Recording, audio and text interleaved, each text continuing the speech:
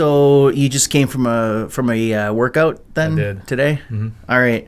So I know that you're a former basketball player and have obviously you're really active in the ROTC now with your challenge competitions and everything. I want to get into all of that. Okay.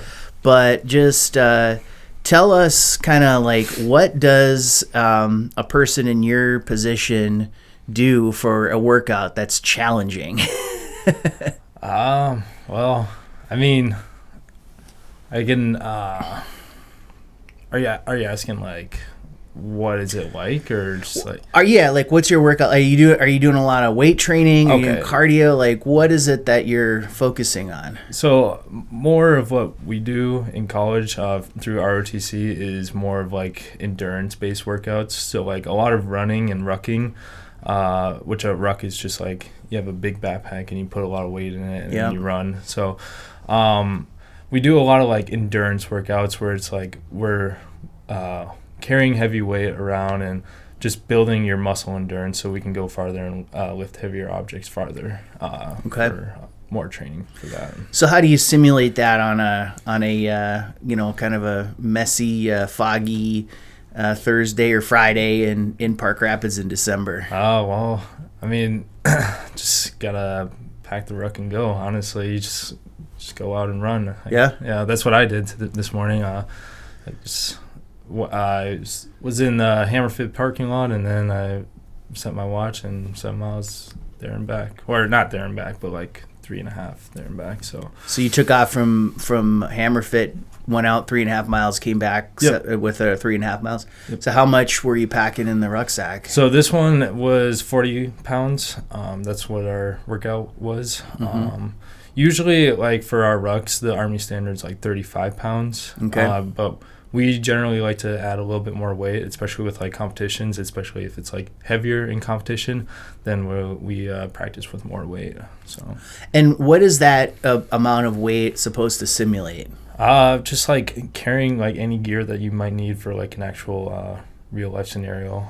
If it's like when we're deployed or just carrying anything that we need for a mission or anything, we can simulate that through like, I know I put rice in my ruck, like those 20-pound bags of rice from like Walmart. Yeah. That's what I do, and I put it up pretty high and just go.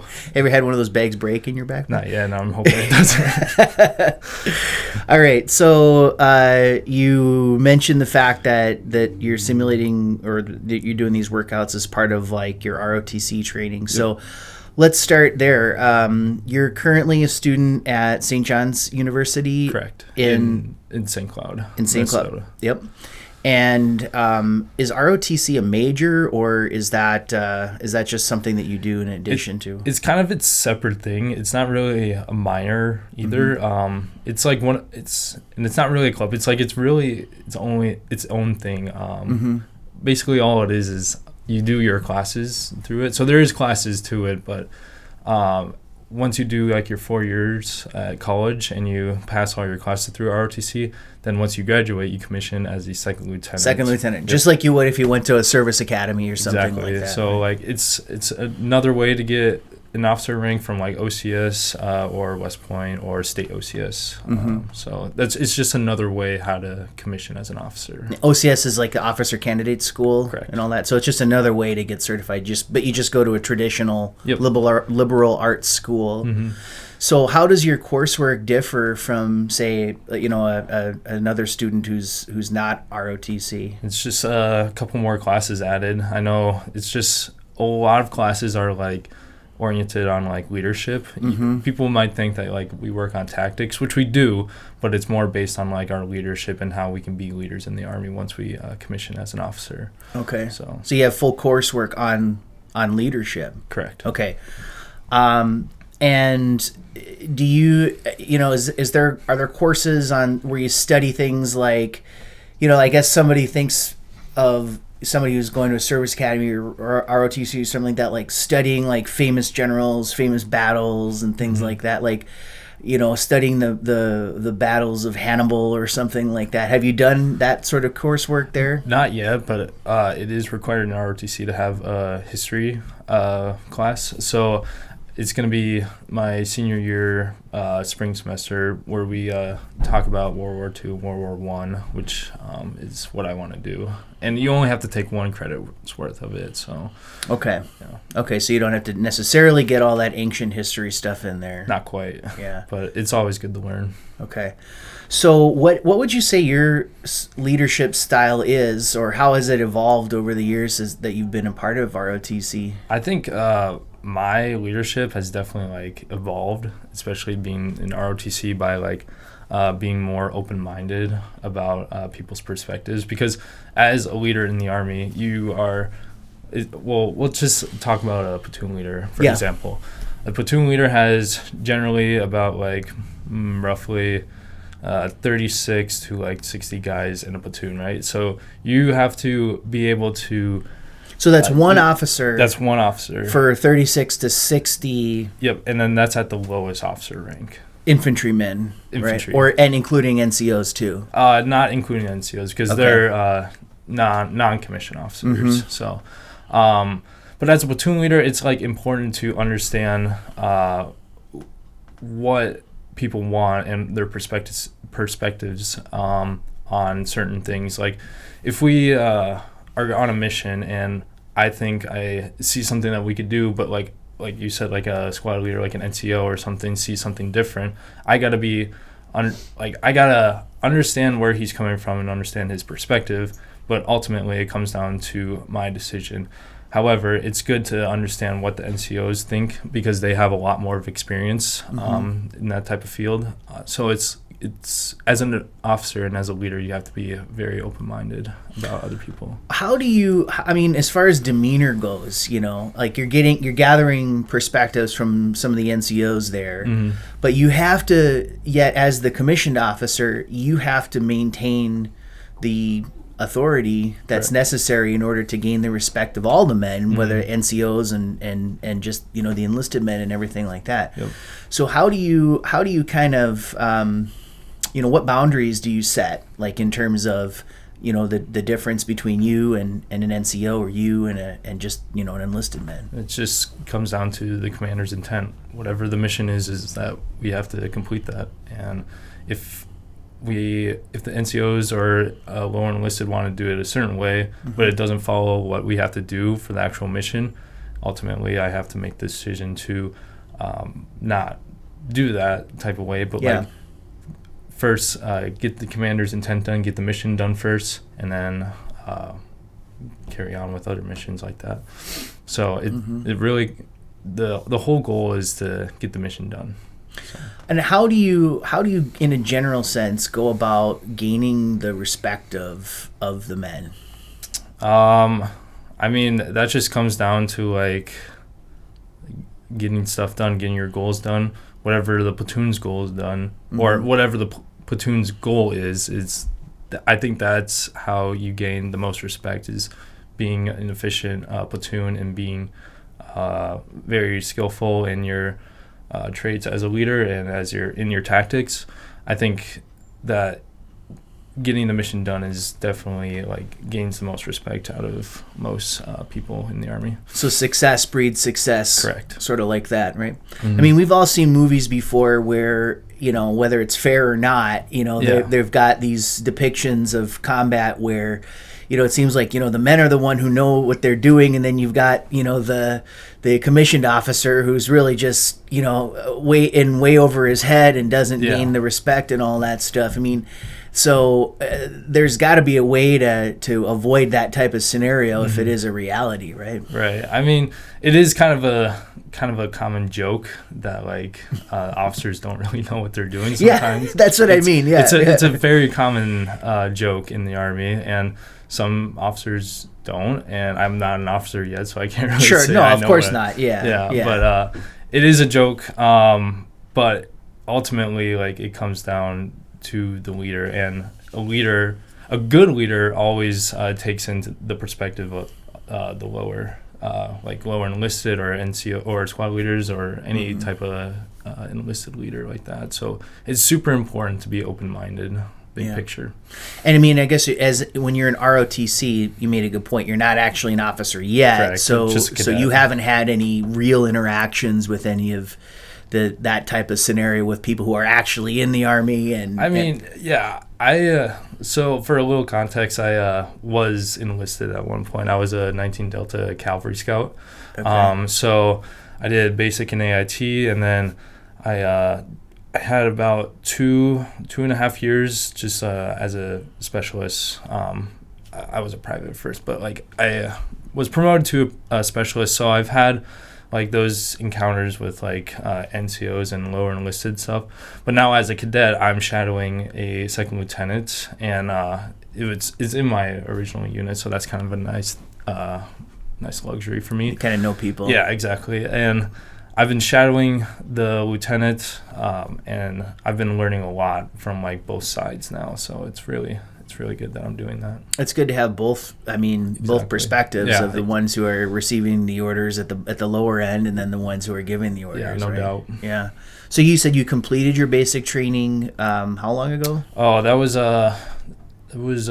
so for me, I did something a little different than the traditional way. I enlisted when I was 17, and my junior summer I went to basic training. I did what's called a split option, is where I went to basic training in Fort Benning. Well, it was called Fort Benning at the time. Georgia. Yeah, Georgia. Mm-hmm. And I went there my junior summer, and then after basic training was done, I came back home to finish out my senior year of high school. And then once I graduated high school, then I went back to Fort Benning, Georgia, and completed my AIT portion. So okay.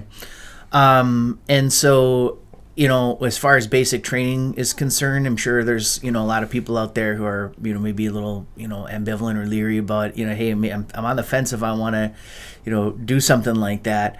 But the basic training seems so daunting. I mean, if that's the only thing like keeping you from not enlisting, I would tell them to not worry about it, because I've seen like the smallest people and the biggest people per se graduate basic training. Like it's all about not quitting.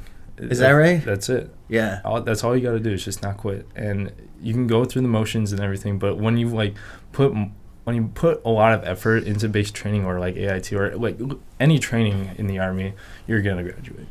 Okay. Eventually. Yeah.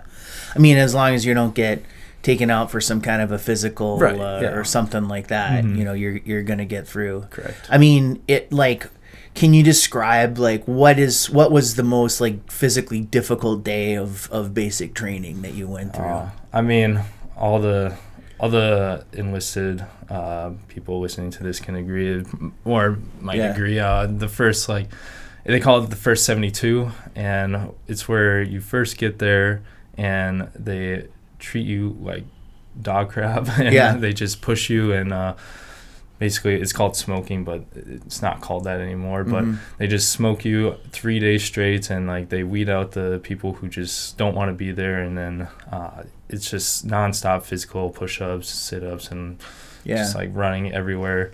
And or when you also a lot of people can relate to this is reception when you first get there. So reception is like you're in processing, and the first 72 is like your first 3 days when you get to actual basic training unit. But the in processing sucks so much because when you first get there, they make you stay up for 24 hours just sitting at this little wooden desk and make you read this book, and you're falling asleep, and like you're like it's a whole week of just that where you're just sitting down, reading a book, and getting like uniforms and shots and everything, and that part probably sucks the most. Just waiting. I mean, it's a way of making it very clear to people that you're in the Army now. Oh yeah, right. They make it very clear. They make it clear. I saw some video a while ago. It was like there were people that you came in, you had certain bags or something like that, and you had to put them on a square in front of you, and then take all the different items and bring them up to the front. Like that's just like the contraband and stuff. Yeah, processing and all that. It just it seems like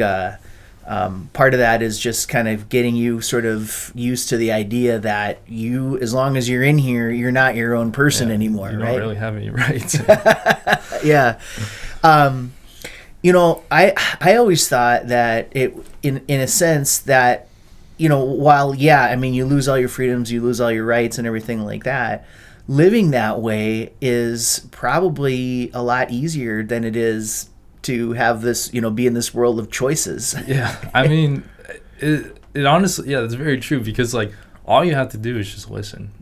You don't have you barely have any responsibilities, and all you have to do is just wake up, be in the right place at the right time, and be in the right uniform, and just be a sponge and soak everything in and learn. Yeah. I mean, that's just it. Like, it's kind of an easy life, but people just like don't like the idea of it because they like make you do push-ups and stuff. Yeah. And in reality, it's not like that tough as long as you just like keep on going. Yeah, don't quit. Don't quit. If a person, like, let's say you were going to advise somebody who was getting ready to go to basic training in a few months, like, how many push-ups and sit-ups would you advise that they be able to do, just so that they're comfortable with the amount that they have to do? I mean, there's probably, for me at least, like, there was not an amount of push-ups that could have prepared me for that. I mean, you just, yeah, you're just kind of thrown into it. Yeah. But, you just have to keep doing them. Exactly. Okay. So if they tell you to do 100, you got to do 100. Or you got to at least try to do 100 and not stop, right? Exactly. Okay. Trying is the biggest thing. Yeah. So how do you get yourself there mentally to keep going, even when you're under, like, those kinds of intense pressures and things like that? Like, what do you use as a sort of hack or something like that to keep yourself going? What do you think about? I mean, I kind of play the what if game for anything in the Army. So I've had a couple instances where this happened, where I would just think in my head, I'm like, what if I actually graduate this? Mm-hmm. What if I get through this day? What happens like after this? And would people respect me more? What if like I didn't pass this and people wouldn't respect me as much? Right. What if I did graduate and I get to do this opportunity? It's just like the what if game. Mm-hmm. I kind of like see it out in my head, and then I'm like, okay, I really want to do this because I want to have this opportunity later. Yeah. So that's why that's my kind of hack that I do. It kind of takes your mind off what you're actually doing, right? To focus on the future and kind of playing the whole tape through, right? Yeah. Because sometimes like people don't understand, like, not even with basic training, but just like life in general, like college students or like people at work, there's like going to be like more opportunity. You just have to keep on grinding for whatever you're doing, saving up for like a vacation or doing something that you want, like building a house. It's like you got to keep on going. So because there's going to be more opportunity and more things to do after it. And just don't quit. Exactly. That's the biggest thing. So I wanted to run, so you probably noticed that I printed up a list here of bullet points here, but what these are they're taken from, have you ever heard of Dale Carnegie? And he wrote a book called How to Win Friends and Influence People, and then there was an addendum to that book that has to do with leadership. Okay, I can't say I've heard that one before. Okay, it's an old book. Okay. It was probably written in the 1920s or 1930s, but it's a classic. Okay. And the first part of the book is more it's concerning, he calls it How to Win Friends and Influence People. It's basically how to interact with people in a way that's going to increase your, not necessarily your social standing, but just to kind of enhance your ability to do business in the world in a genuine way, and nothing about like being dishonest or trying to trick or manipulate people. But, I think if you were going to take one message from it, it was basically just take a genuine interest in people. That's one of the rules, is to take a genuine interest in people. But later on, he wrote a series of tips as far as leadership is concerned. So I just thought it'd be fun to maybe read a couple of these to you and get your reaction, or, if you got a story, how do you've ever applied one of these or something like that. All right. So the first one, now this is talking about leadership and probably leading a team. Okay. He says, begin with praise and honest appreciation. Okay. Yeah. I mean, that's a good rule to go by. I mean, I've seen a lot of like commanders in the Army and just leaders in general, just like they always like try to praise their team, whether it be at like 4 people or even like a company level where it's like 100 people. Yeah. They always try to praise like the people actually doing a lot of the stuff, like the hands-on work, because like officers, like they do hands-on work, but it's more of like the lower enlisted doing like the sweeping and mopping and just whatever like hands-on stuff they need to do and physical stuff. So it's always good to like praise like the people at the lowest level for all their efforts. And that's just a good rule to go by as a leader. I think related to that is that he says praise the slightest improvement and praise every improvement. Absolutely. Yeah. I mean, you gotta look at, like, obviously, like, look at the bad things and see what we can do better, but always try to praise like the good things and always keep trying to improving or be improved. So if they've done something good, even if it's just 1% better than the way they did it yesterday, praise that improvement. Absolutely. And don't overlook that. Don't overlook their successes and their achievements and everything like that, even if they aren't major at the time. Right. Because lots of little 1% actually, will add up over time. It should never be overlooking. One of them, he says, is call attention to people's mistakes indirectly. So in other words, don't go to somebody and say, you really messed this up. You maybe didn't, sweep the floor properly or something like that, know? So as opposed to doing something like that, you'd say, when the floor isn't swept up properly, it makes it difficult for us. You know what I mean? Like it. Right. So it's an indirect call out to the mistake, but without getting right in the person's face and embarrassing them. Right. But does that work in the military? Oh, absolutely. I mean, they always try to like be like one team, one fight, and that's absolutely true. So if one person messes up, everybody messes up. So I mean, I know a lot of leaders try to indirectly call out mistakes like that, and by doing I've seen a bunch of different ways how it's done, but I think it's important to do that, especially unless it's like a reoccurring event. With that one individual, of course. If it keeps going on, then maybe we just need to like pull aside and have a little chat. But be more direct at that. Be point. more direct and like just call them out a little bit, just to like be like, hey, like we need you to straighten up a little bit. Like it's you keep messing up, and I'm here to like teach you how to like do the right ways and walk one foot in front of the other and keep on going. But like especially like in the beginning, if it's a problem, like indirect call outs are definitely more efficient. You get more success out of those as well. More teamwork. Talk about your own mistakes before criticizing the other person. Absolutely. I think that if you know that it's a mistake in like your planning or something, then that leads to an unsuccessful mission or something. Even if it's just like sweeping the floor, like if it's like something that I didn't say properly and they did it the way that I said to do it, and that's for the reason why it was a mistake, I think it's important or not just for me, but as leaders in general, just to be like, hey, my bad, I should have said it differently or like told you a different way, but that's nothing on them because I told you it to do this way.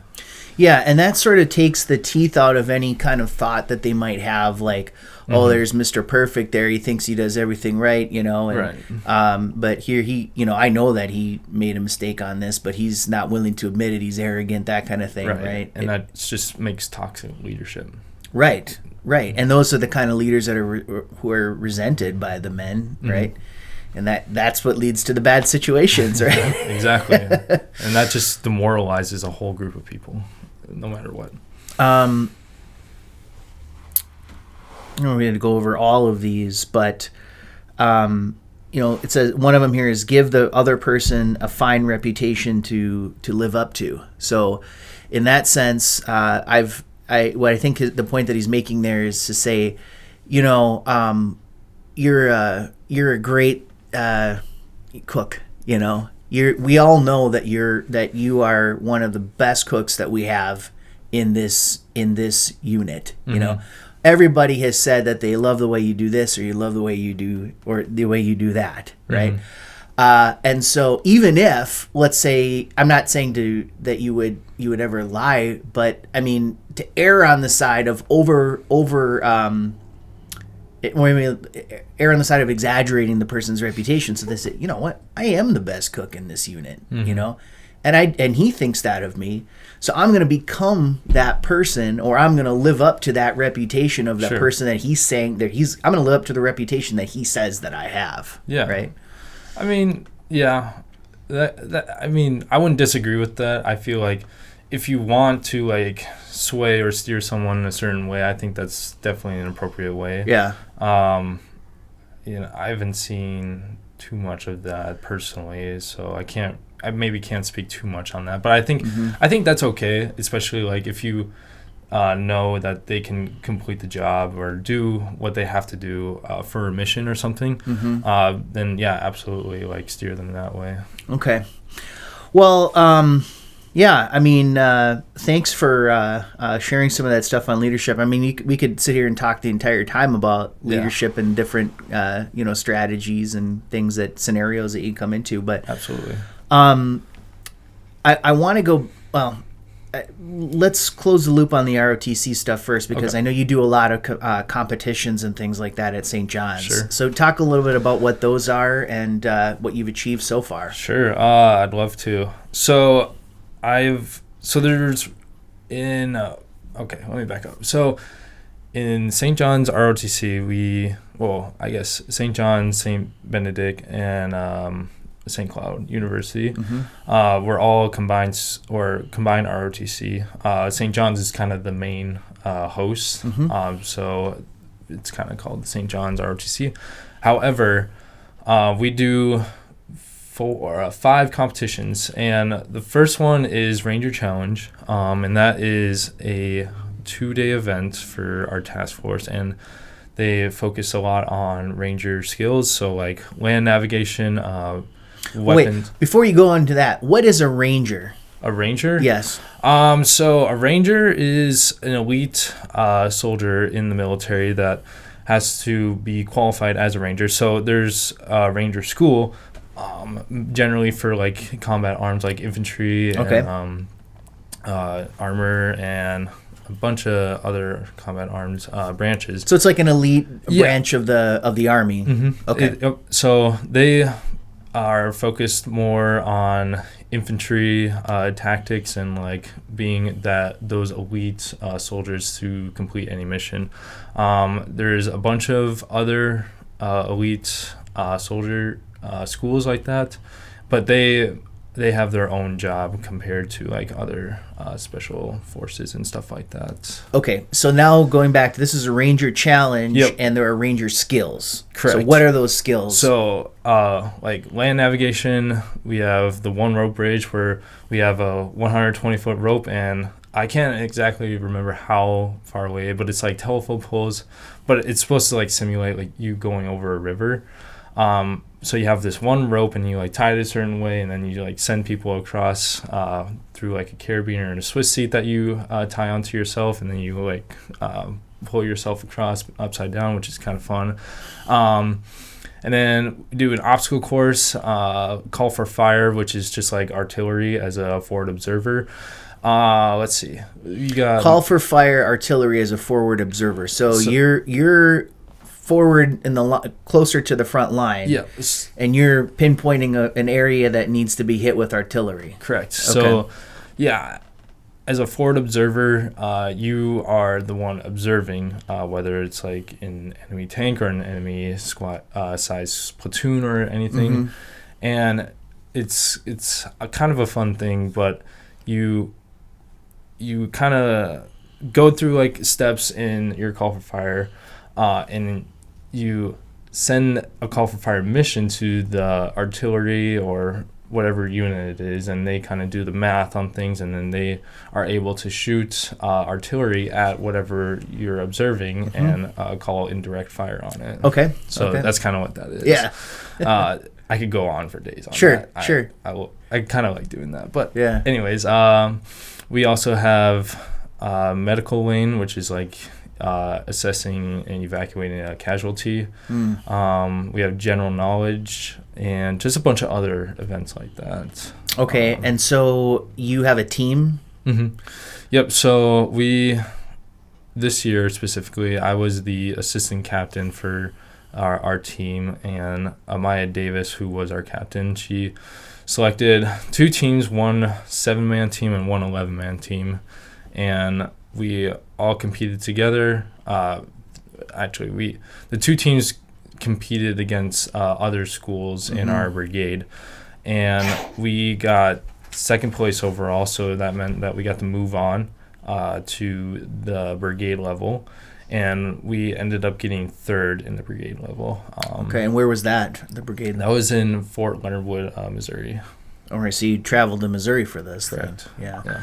And, your father's a friend of mine, and we talk about this quite frequently when we're doing our workouts. But he told me that if you're an assistant captain one year, that means that you're going to be the captain the next year. Is this true? That is correct. All right, so you will be the captain of the ROTC competition challenge team, or what's the title of it? The Ranger Challenge team. So Ranger Challenge team. So when you do these types of things and you come out of it as a second lieutenant, are you also sort of qualified as a ranger at that point too, or no, you have to actually go? You have to go to Ranger school. Okay. Okay. And then he also mentioned there was another one that you guys might be getting ready for called Northern Warfare. Yep. So Northern Warfare is a 2-day event, and the first day is all about like winter survival skills and like evacuating a casualty through like a SCEDCO. So give me an example of winter survival skills. So starting fires when it's cold out to warm yourself up. What we do in the competition is that like they have a brown bag and they put like wood shavings in there, and you're supposed to light it from steel wool and a flashlight that they give us. And the competition is that you're supposed to burn a string on 2 poles, and that's kind of how you burn the string through. Yep. And okay. Yeah, all right. Yep. And then there's also shooting in Northern Warfare, and that's about it for the first day. And then the second day we go to La Crosse, Wisconsin, and we ruck 12 miles up and down the bluffs in there. In the wintertime. Correct. Yeah. Okay. So what is the what's the kind of like the standard issue rifle these days? The M4A1. M4A1. What's the manufacturer of that? Do you know? That's a great question. Yeah. I did not think of that. Yeah, I don't know either. That's why I'm asking. I can get back to you on that. M4A1. So, how does the cold temperature affect the accuracy of the weapon? I mean, I don't think it would affect the accuracy too much. I haven't learned too much on that yet. I think that it can be affected by just being cold in general, maybe some jams or something. But for accuracy, I'm not too sure if it would affect it that much. And usually, is it like a 30-round mag or? Okay. Generally, yeah. Generally speaking, yeah. And it's part of the 30 pounds or 35 pounds that stuff you're carrying around with you. Yeah. Kind of like, I mean, the rifle and magazine is kind of its own separate thing that you carry with your 35 pounds. Oh, it's in addition to that. Yeah. Okay. So. Yeah. And so, if you're out in the field doing a mission or something like this, you've got, obviously you've got one 30-round mag. How many spare magazines do you carry with you, generally speaking? I mean, obviously depends on the mission, but generally maybe like 3 more in addition to the one already in your rifle. Okay. So, yeah. Well, that's quite a bit. I mean, yeah. I mean, that's what you want minimally, generally speaking. Yeah. And these are full auto? They can be. They have a selector switch of semi and full auto. So. Okay. So that must be kind of fun to deal with that kind of weapon. Well, I mean, kind of. You're not really supposed to. Ever go full? No. But if we're spending like blanks, which is just like it's just gunpowder and makes a noise. It doesn't actually shoot anything. Yeah. And you can kind of rip it a little bit. Yeah.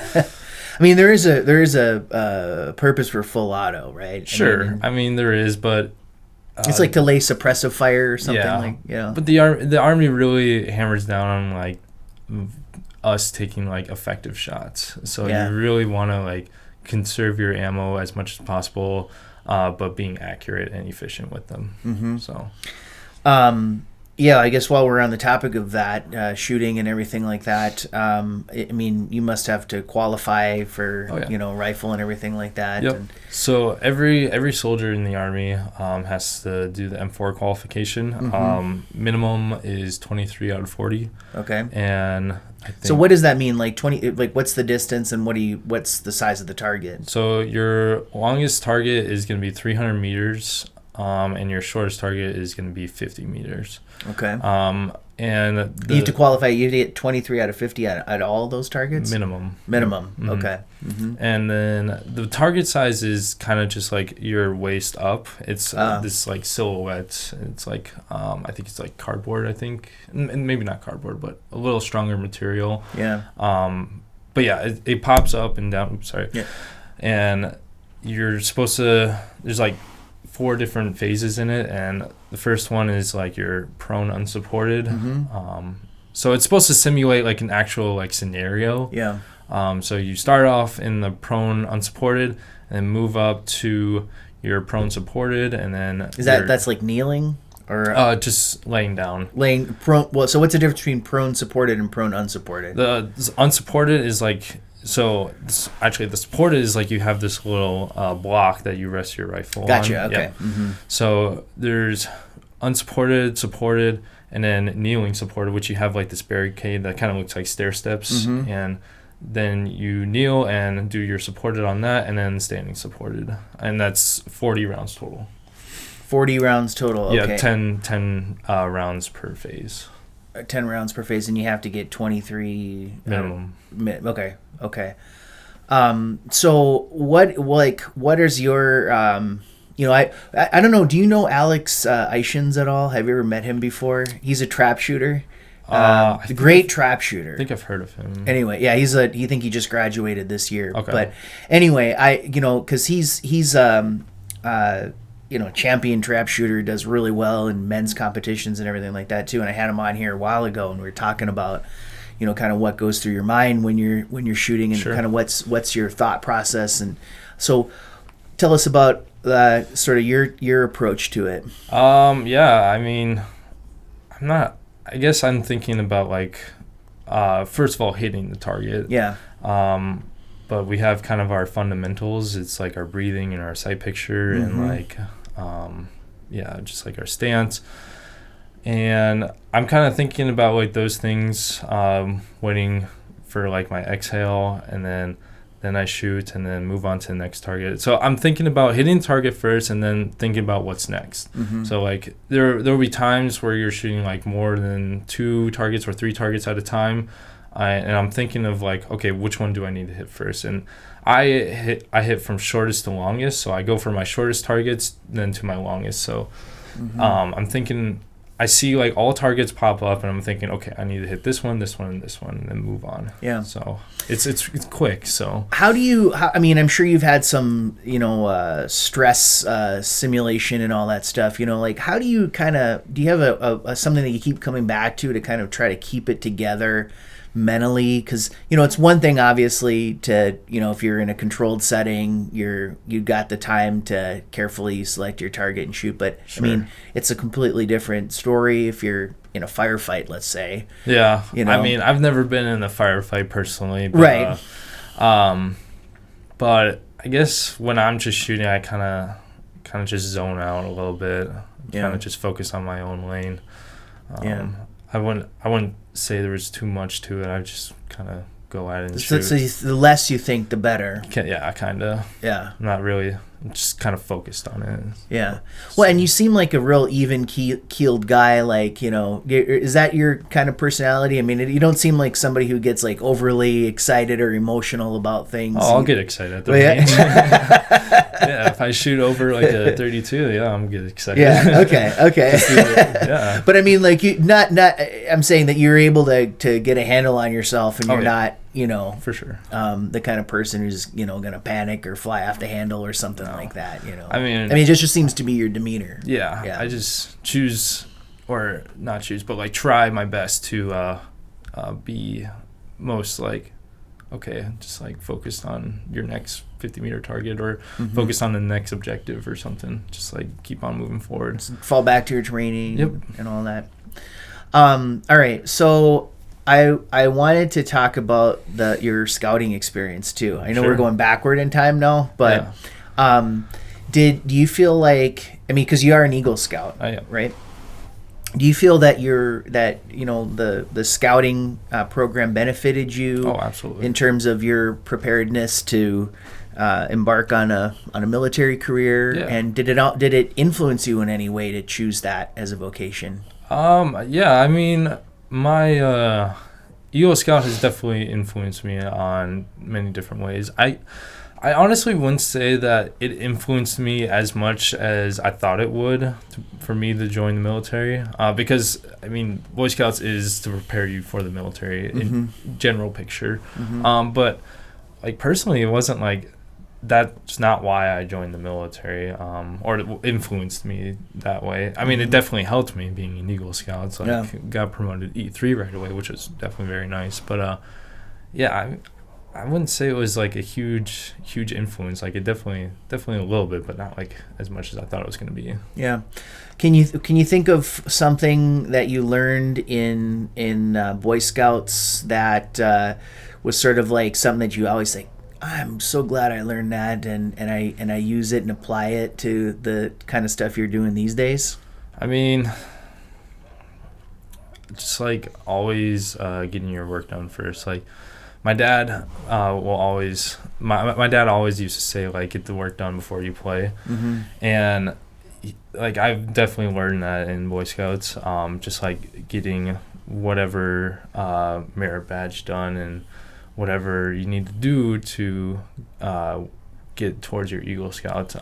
So like I definitely like prioritize like scouting a little bit to get my Eagle Scout to, I mean, definitely just like working hard in Boy Scouts. You know, and like when you're coming up, I mean, how old were you when you got Eagle Scout? I think I was, I think it was 17. You're 17. Okay. Yeah.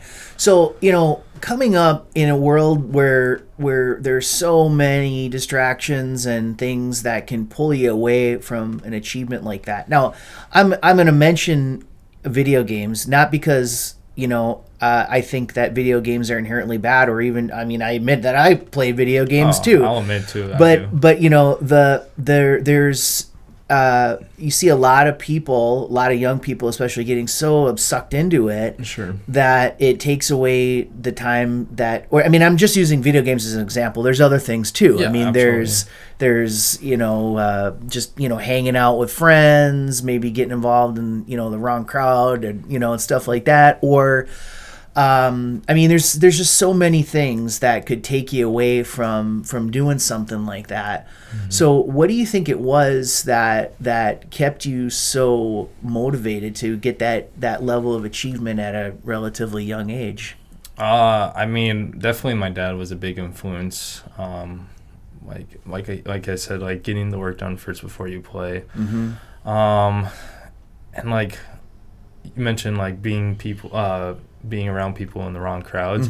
I definitely think that today has influenced me, like, through all my goals. I think as an individual person, people need to surround themselves around people who want to get better, because that's kind of like who's going to influence you, whether it be like a parent or like friends in general. Like, I know my roommates and all the people in ROTC just want to get better. Yeah. And so that, and like even in scouting, like I've surrounded myself with people who want to like get their Eagle Scout. And were those the kind of the guys that you were hanging out with in high school too? Other people, other Eagle Scouts? I mean, I went to the troop in Nevis, so I wasn't really. I went to Park Rapids High School, so I wasn't really hanging out with the people in high school from my high school. Or no, backwards. I wasn't really hanging out with the people in scouting. The only time I would really hang out with them was scouting, but for like sports and stuff in high school, I was definitely hanging around the right people that wanted to get better. And you played basketball? Yep. I played football, basketball, and track. Oh, okay. All right. So you played football too? I did. Yeah. All right. I guess I didn't know that because I think basketball was probably your best sport. Yeah, right? that was definitely my favorite. Yeah. When did you take a liking to basketball? I mean, just at a young age. I mean, me and my dad just like would play horse out in the parking lot or like in the little street, and I mean, I don't know, it kind of just grew on me and enjoyed playing it. And do you still play? I mean, recreationally. Yeah. I mean, I not any like major sports in St. John's, but like I kind of got into this one league. It's kind of an intramural league. Yeah. It's not even like intramural. Like an old man league. You're like 20, right? I know. Well, I'm just playing with like these older guys. Yeah. These guys are in like, I think they're staff from St. John's, so, and they kind of just like play. Yeah. So that's kind of nice. I haven't played in a while though. But if you're a young kid who is interested in improving basketball skills, what would you, if you're just going to give them one advice or tip about how to do that, what would it be? I mean, it's hard sometimes to like get under a hoop and start like shooting, but like any opportunity that you get, just always try to get some shots up or like drills that you can do. I guess just any opportunity that you can, just make sure you grab it and take it. So basically, there's no substitute for taking time to work on it, right? Yeah. There's so many different aspects. Yeah, for sure. What have you learned, or what sort of life lessons have you learned from basketball? Teamwork, honestly. Like, basketball is a very teamwork oriented sport. And it takes 5 people to score a basket. And I think like finding out that like working as a team works better than just like on your own. It's definitely been a big influence on like how we can use teamwork in our everyday lives. Yeah. Do you follow basketball as a spectator or fan of the sport a little bit? A little bit. I mean, you go to the St. John's games and everything? Yeah, definitely. Yeah. They're super fun to watch. How good are they? I mean, this year? I mean, they were pretty good. I wish I remembered their record last year, but I think they were pretty good. Yeah, they're super fun to watch and always full of energy and full of heart. Who's the biggest rivalry with St. John's? Bethel. Bethel in basketball? Maybe, I don't know. I don't know our biggest rival in basketball, but football. Football is definitely Bethel. We yeah, don't really like them. Were you guys able to beat them this year? Or? Oh yeah, yeah. We beat them. I went to the away game and that was a good game to watch for St. John's. Oh, that's fun. Yeah. So, what do you like about? Actually, you know what? Before we go back to that, I also wanted to ask you about Taekwondo. And did you get a black belt in Taekwondo? I got a junior black belt. Black belt. Did you enjoy that as an experience too, growing up? It definitely like shaped me as a person to like, again, just work hard and like have a goal and like go get it. That's kind of what it was there for me. And you studied with Nick Bretz, right? Correct. Okay. Great person, great instructor. Yeah, he's a good leader. Yep. Okay. All right. I know we're jumping around quite a bit here, but getting back to St. John's, what do you like about going to St. John's? Not necessarily as an ROTC member, but like why? Like, let's say you got somebody, who's considering attending St. John's. What are the selling points, that in your mind? I mean, St. John's as a whole is just like a great place because like they focus on a lot of their Benedictine values, which is like awareness of God and hospitality, and just like they teach you all these values for like your everyday life. And also like you don't have to be like any religion, like you don't have to follow any religion, like it's open to anybody. Is it? I mean, because it is a Jesuit. It's a Catholic. Right. Okay. So I mean, I'm a Lutheran, so obviously not Catholic, but it's definitely like super cool to go to because like they're focused on like more of like a personal level of teaching. So like the class sizes, if that's a big deal, like I'd say like the average class size is about 30 at St. John's. Like I haven't had a class where it's like over 35 people, I think. But yeah, like it's small class sizes and like the professors are always willing to help, no matter what. The professors are very like top tier when it comes to like teaching and stuff. And if location is an issue, like if you don't want to go to a city, St. John's is like very like in the country, like not very in the country, but like very out of the way of like city stuff. Because like I know when I just walk around at night, like coming back from somewhere or going back to my apartment. Your studies, right? My studies, the library. But it's like super cool because like you can see like all the stars, and it's like it's pretty lit there, but like there's like parts of it where you can just like see like the beauty of the nature there, and it's like super like out in the woods type deal, and it's like a super cool location, and like all the seasons are very pretty there. How far are you from St. Cloud? I'd say 30 to 20 minute drive. Oh, that's not bad at all. Not at all. So if you need to go shopping or something, you just make a trip over there and you're back, and it's not too bad. Oh, that's good.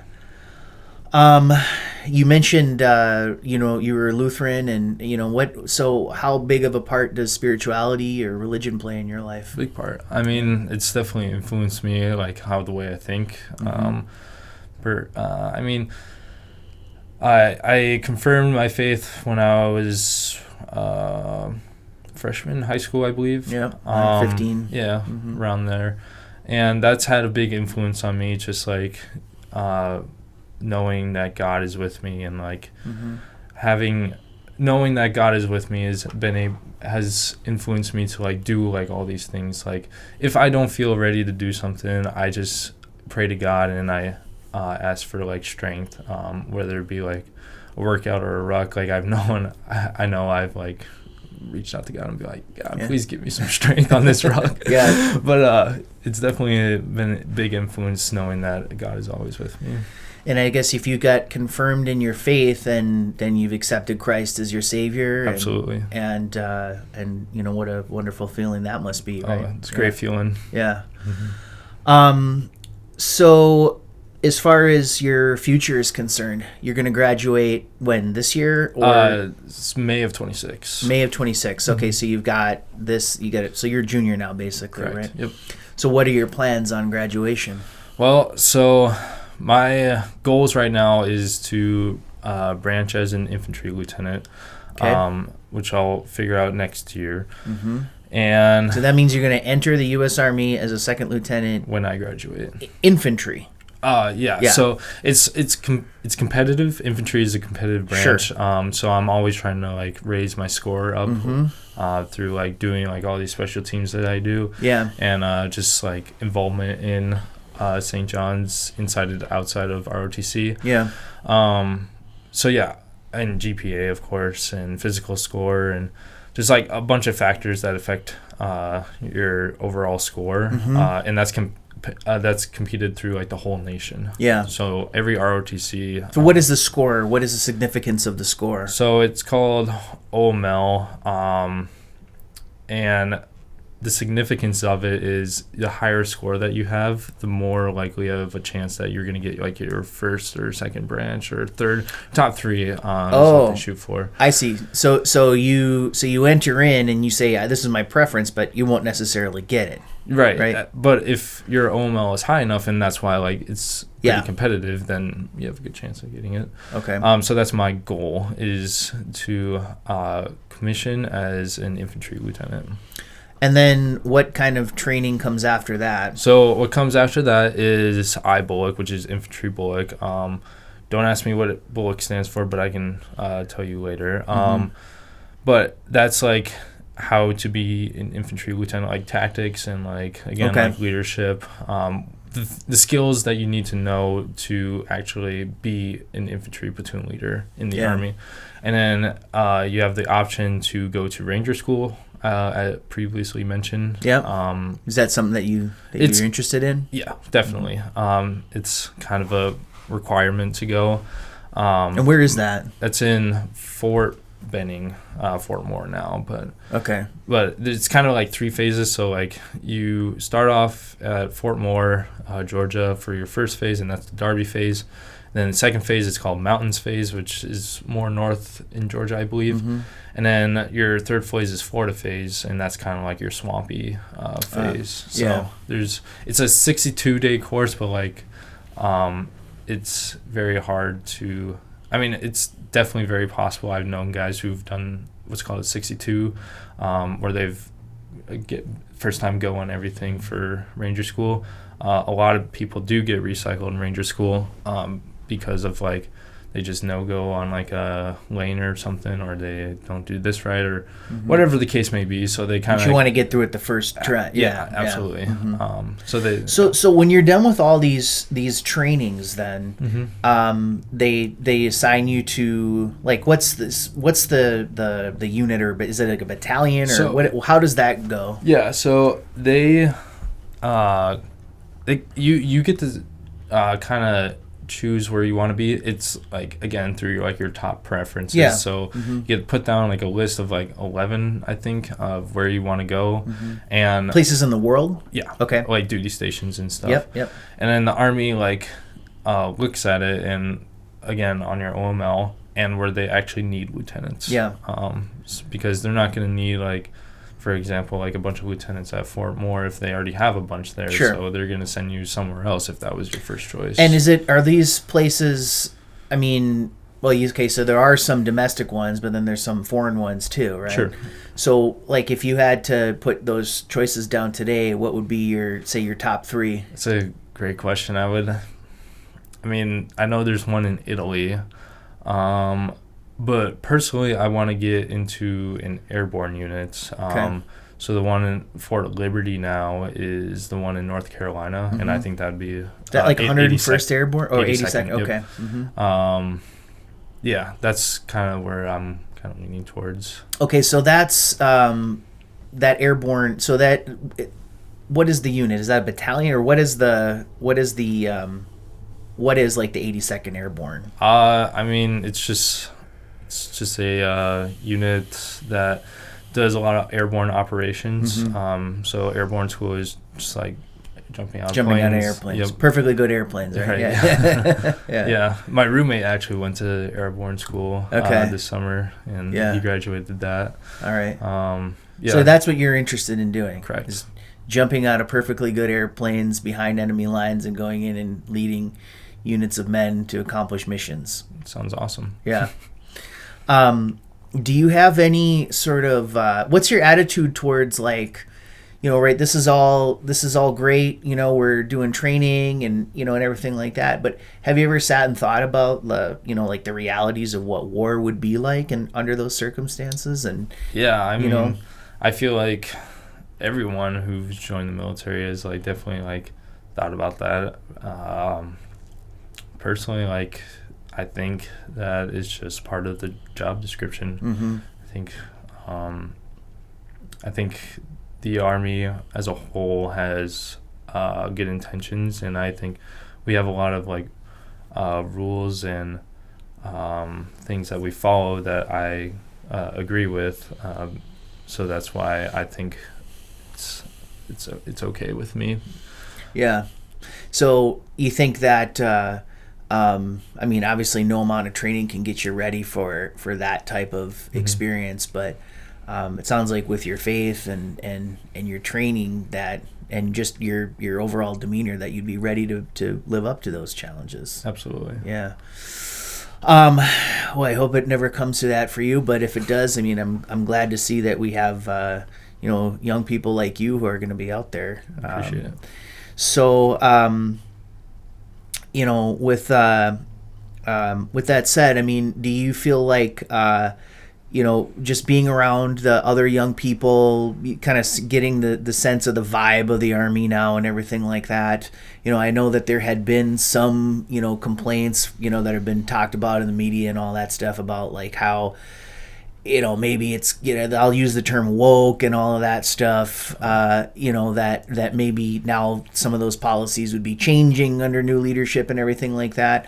But I think what most people are concerned about when they read stuff like that is the Army, is the state of the Army good? Like, are we a prepared force? I mean, as we were, like, say, in the past, and what kind of words of reassurance could you give to people having been immersed in it like you are now, that, just say, for example, the United States Army is just as prepared and just as competent and lethal as it's always been? Mm-hmm. Yeah, I mean, America, greatest nation in the world. I'd say the military, the U.S. Army as a whole, is definitely competent, whether it be Navy, Marines, any branch. Army, of course, is definitely very competent in completing any mission and fighting any act of terror.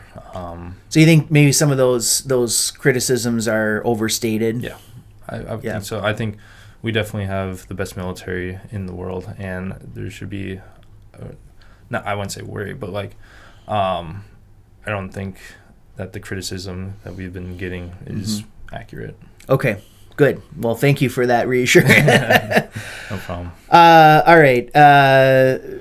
Just the last couple of questions here, some fun stuff. What's your favorite movie? Favorite movie? I mean, I would probably say any Adam Sandler movie or Will Ferrell movie. Maybe like Happy Gilmore. That's a pretty good one. That's an older movie. Yeah, it is. It was probably made before you were born, right? Probably, yeah.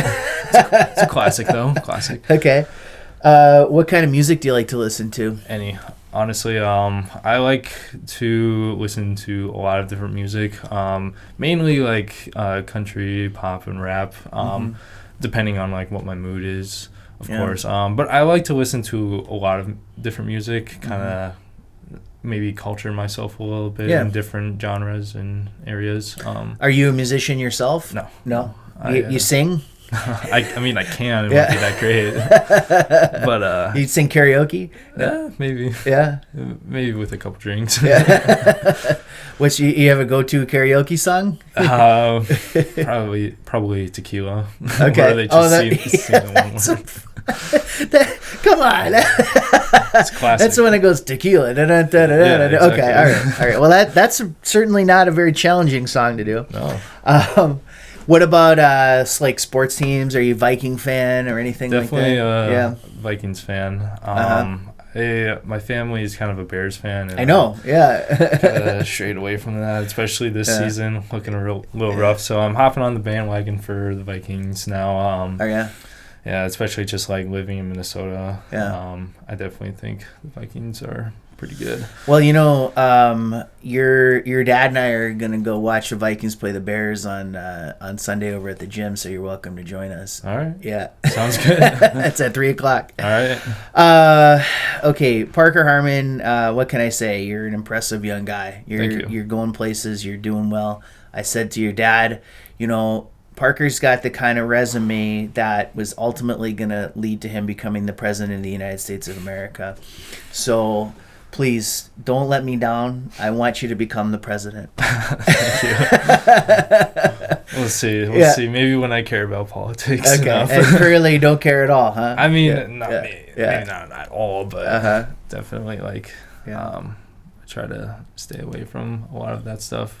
Well, I can say you're also, I'm sure, an impressive role model to young people and anyone who wants to be successful. I think, especially from a young male perspective, you're the kind of the blueprint for how you go about that. And I think your demeanor, your attitude is top notch. And yeah, I just wish you all the success in the world, Parker. It was really nice talking to you today. Appreciate it, Zach. Thank you. Thanks for coming. Absolutely. All right.